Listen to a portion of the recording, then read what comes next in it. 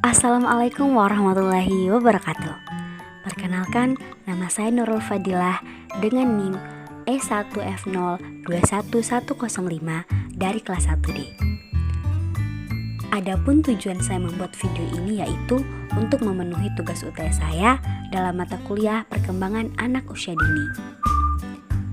Adapun beberapa pembahasan yang akan saya bahas yaitu yang pertama, apa itu arti perkembangan? Yang kedua, apa itu arti pertumbuhan? Ketiga, perbedaan pertumbuhan dan perkembangan. Yang keempat, karakteristik anak usia dini. Kelima, apa faktor yang mempengaruhi perkembangan? Dan yang terakhir adalah apa prinsip-prinsip pada perkembangan. Tanpa membuang waktu, langsung saja kita cekidot ke pembahasan yang pertama. Pembahasan poin pertama. Apa itu arti perkembangan? Perkembangan adalah suatu proses menuju kedewasaan, dapat berupa perubahan kecakapan, pengetahuan, emosi, dan pemikiran seseorang. Pembahasan poin kedua. Apa itu arti pertumbuhan? Pertumbuhan merupakan suatu proses bertambahnya ukuran, berat badan, dan massa yang cenderung menuju pada fisik seseorang. Bahasan poin ketiga. Apa itu perbedaan perkembangan dan pertumbuhan?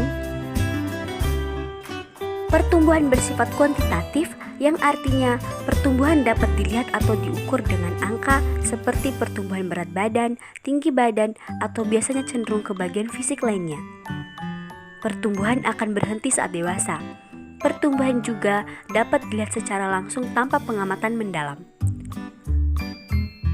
Sedangkan perkembangan bersifat kualitatif.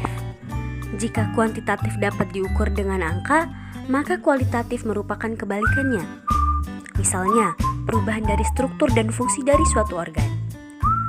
Yang dapat dilihat dari pola gerakan, sikap emosional, intelektual, dan semacamnya. Perkembangan berlangsung seumur hidup.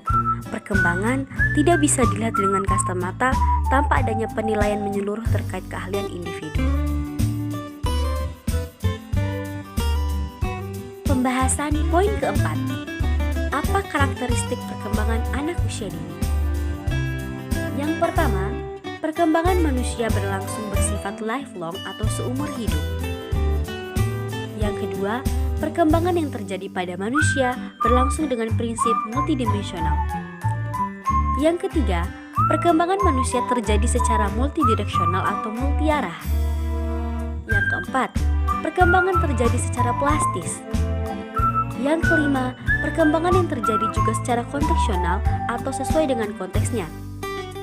Yang keenam, untuk memahami proses perkembangan manusia, dipelajari berbagai disiplin ilmu seperti ilmu psikologi, ilmu perkembangan, ilmu pendidikan, dan lain sebagainya. Dan yang terakhir adalah proses perkembangan tidak dapat berdiri sendiri, tetapi meliputi proses pertumbuhan, pemeliharaan yang dilakukan, dan pengaturan. Pembahasan poin kelima. Faktor yang mempengaruhi perkembangan. Yang pertama, faktor internal. Menurut Suryana, faktor internal yang mempengaruhi pertumbuhan dan perkembangan anak yaitu yang pertama, ras atau etnik atau bangsa. Yang kedua, keluarga. Setiap keluarga pasti memiliki ciri khas yang berbeda. Ada kecenderungan keluarga yang memiliki postur tubuh yang lebih tinggi, pendek, gemuk, ataupun kurus. Hal ini tentunya mempengaruhi suatu perkembangan. Yang ketiga adalah umur. Yang keempat adalah jenis kelamin. Yang kelima adalah general. General adalah bawaan anak, yaitu potensi anak yang akan menjadi ciri khasnya. Dan yang terakhir adalah kelainan. Adapun faktor eksternalnya yaitu menurut Harlack, faktor eksternal yang mempengaruhi pertumbuhan dan perkembangan anak sebagai berikut. Yang pertama gizi, yang kedua mekanis, dan yang ketiga toksin atau zat kimia. Selanjutnya kita akan membahas poin terakhir, yaitu prinsip perkembangan.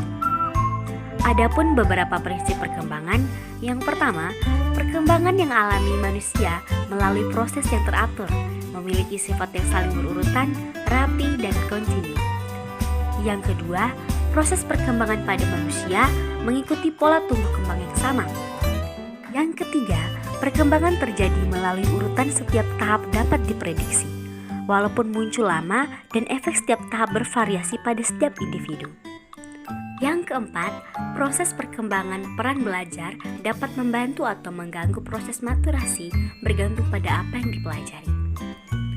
Yang kelima, proses perkembangan yang terjadi memiliki karakteristik yang berbeda atau memiliki kekhasan sendiri pada setiap tahapan perkembangannya.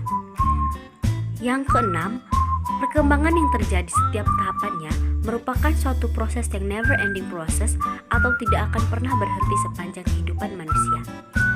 Kemudian yang ketujuh, prinsip perkembangan bersifat cephalocaudal, yaitu proses perkembangan berlangsung mulai dari kepala menuju ke kaki. Prinsip perkembangan selanjutnya adalah berprinsip proximodistal, yaitu proses perkembangan dari tengah tubuh atau center ke samping atau sisi tubuh. Yang kesembilan, perkembangan berlangsung mulai dari yang sederhana menuju arah yang lebih kompleks. Yang kesepuluh, perkembangan terjadi secara diferensiasi. Yang kesebelas, selama proses perkembangan ada masa-masa kritis. Dan yang terakhir adalah kecepatan tumbuh kembang tidak sama pada setiap fase perkembangan. Demikianlah beberapa uraian dari poin-poin pembahasan yang ingin saya jelaskan. Dengan berakhirnya poin pembahasan terakhir tersebut, maka berakhir pula kegiatan kita kali ini. Maka dari itu, saya Nurul Fadilah meminta maaf sebanyak-banyaknya jika terdapat banyak kekeliruan dan kehilapan. Wabillahi taufiq wal hidayah. Wassalamualaikum warahmatullahi wabarakatuh.